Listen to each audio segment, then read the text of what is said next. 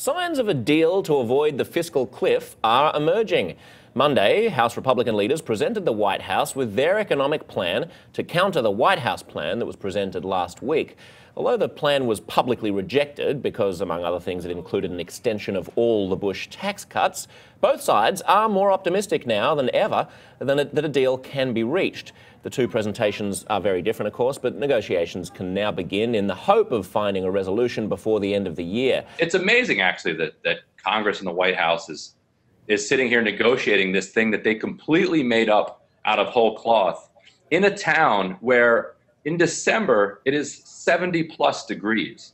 That's the crisis. The world is changing in amazing and fundamental ways that threaten civilization.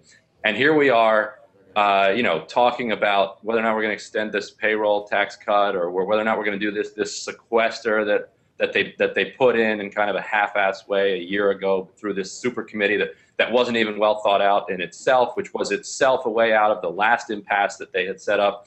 So yeah, they'll come up with something. It'll also involve kicking the can down the road somehow. Oh, we're gonna hit X targets by X date, and we're gonna do it through tax reform. And if we don't do it through tax reform, then there'll be these automatic cuts that will go into effect.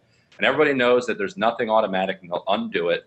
And meanwhile, they're not doing anything to either address climate change, healthcare crisis, the economic crisis, and anything else that you would expect people who are kind of democratically elected to try to organize a society to try to grapple with.